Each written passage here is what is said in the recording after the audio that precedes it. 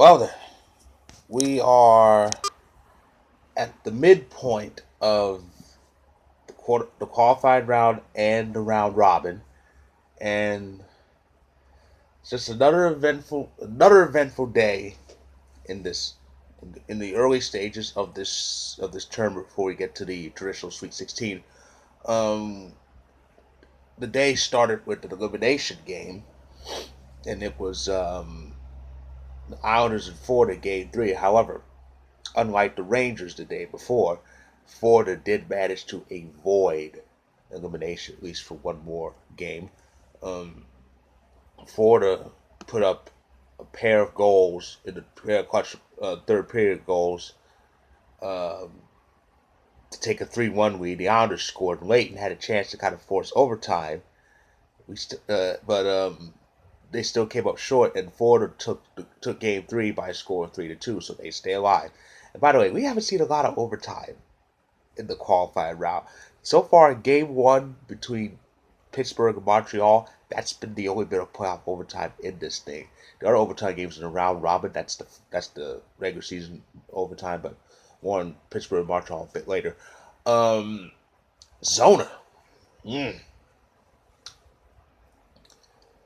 I think this could be the beginning. Well, I think this could be the end of Nashville. I think the beginning of the end was the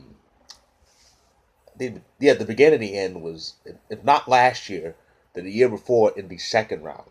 Well, I would think the first round, because even though they won, the Avalanche gave them a bad time. But yeah, I think this pretty much marks the end of the Predators if they don't make it out of this. The Predators were out shooting Arizona throughout the whole game. They were up 8-0 in shots to start the game, and then Arizona's first shot just happens to go in the net. So, so Arizona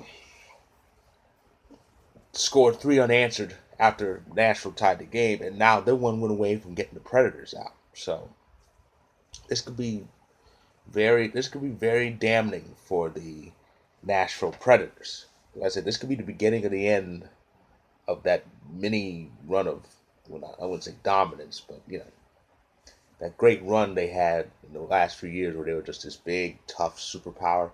That could come to an end this year if they are eliminated in this thing. Um, we got some round robin action. This is the first part of the second game. The second game is a round robin.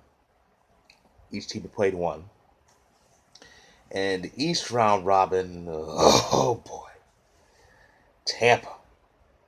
That game was something else. They started up 2-0. I watched this and I went, "What is this?" I actually thought Boston might bounce back from that loss to Philly. That's not what happened. Well, they came close. They ended up tying the game in the third period, but Tyler Johnson put it in real late in regulation. So Tampa is now 2 for 2. Got a perfect 4 points in this thing. And because of this win, Boston, according to what I read, Boston cannot finish any higher than third in this thing.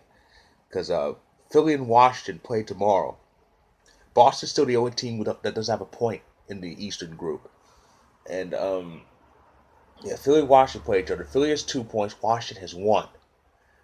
And Philly, if Philly wins, then they'll face then their game against Tampa Bay. Well, their game against Tampa Bay will be for the number one seed. While Boston and Washington are kind of playing the bronze half of that round robin.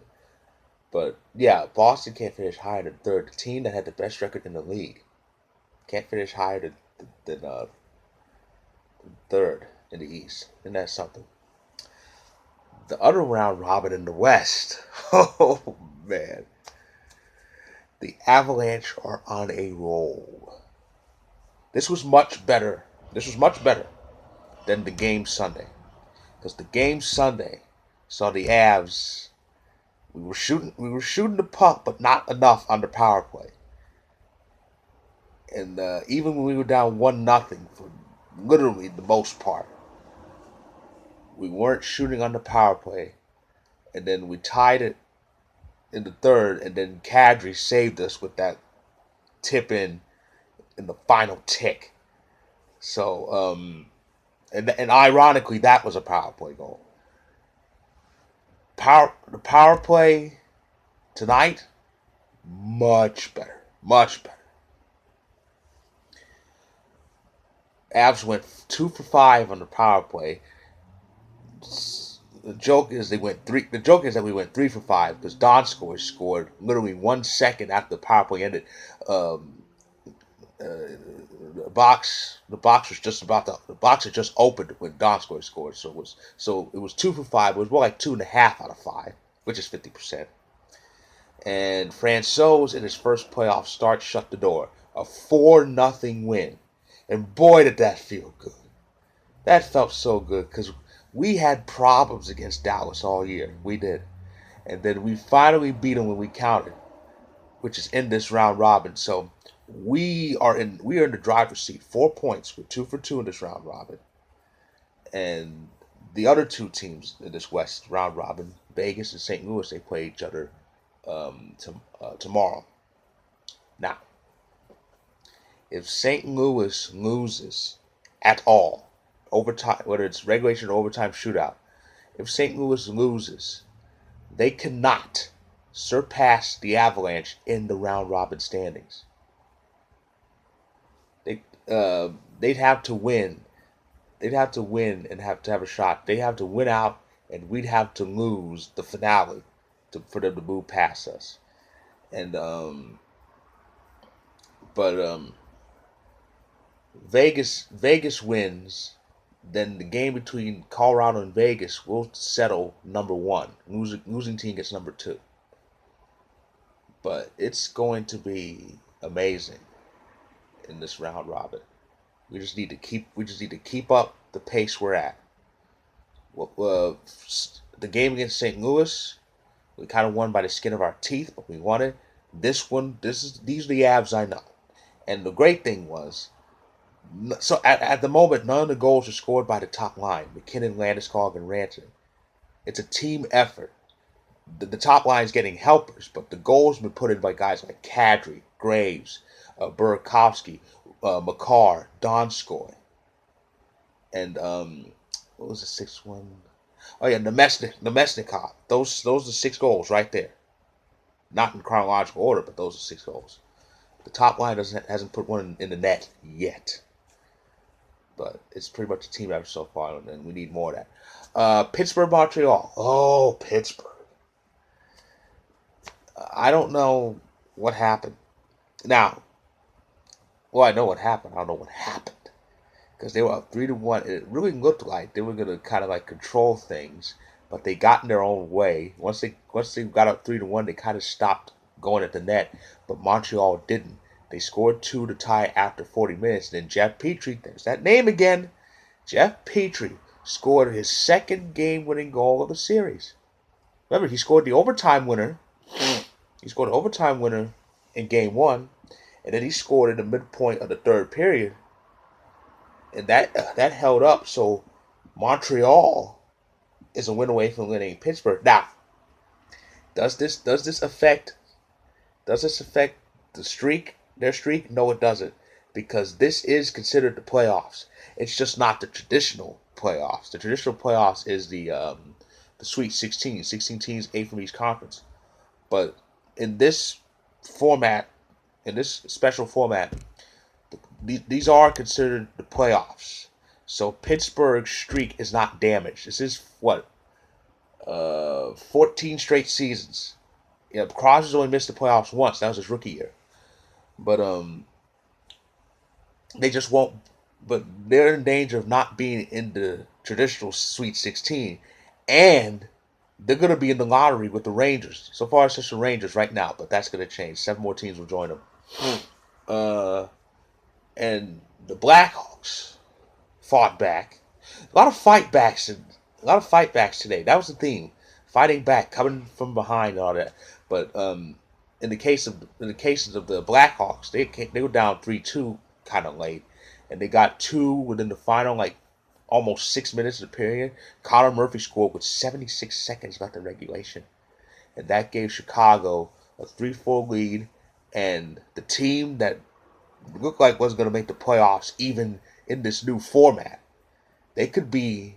They're not only in the playoffs, but they could advance to traditional playoffs, the Sweet 16, and so much for these these jokers saying, well, this Montreal and Chicago, they don't belong there. They shouldn't be there. They'll get killed quickly.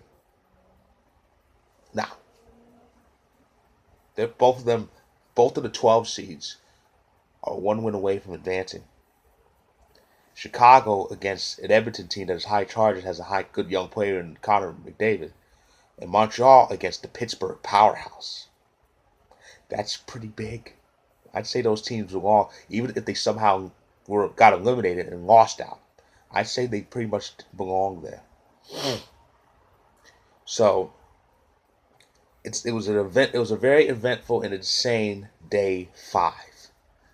This is the midpoint. But now I'm going to go into the home stretch. More eliminations are coming. Seeds will be figured out. And what's on tap for day 6?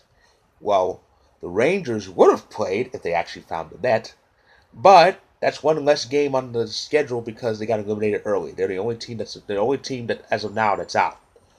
One more team could join them, but a little bit on that later, because the day starts with Game 3, Vancouver and Minnesota. That's 1-1. That's at 2:30 p.m. Eastern, 11:30 in the morning here in the West Coast. 2 round robin games. Philly and Washington are going to go at it, and that's going to be interesting because the winner could be in the catbird seat for have a shot at number 1.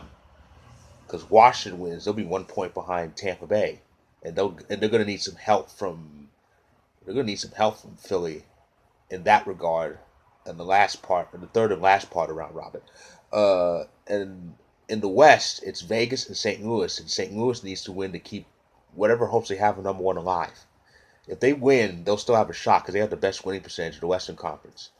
And if the Avalanche and Blues end up tied, unfortunately, we don't win that tiebreaker. So Vegas needs to keep them down. After that, it's Game 3 of the Leafs Jacket series, and I did hear the news. Jake Muzzin had that bad injury in Game 2 in Toronto's Game 2 shutout victory. He's out for the rest of the qualifying round.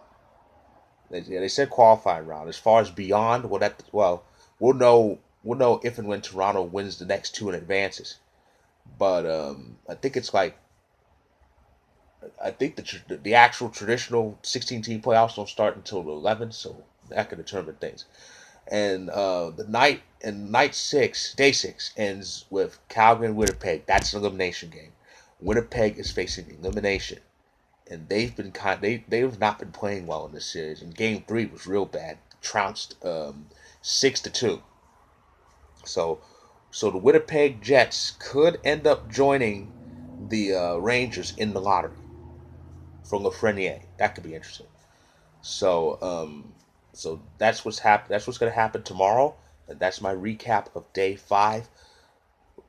This whole thing has been fun, and I can't wait for the home stretch, especially when more elimination games start playing out. Of course, Friday is going to be full, but that's Friday. So tomorrow's going to be good, and I'll be back to recap that tomorrow night. So until then, my fellow puckheads.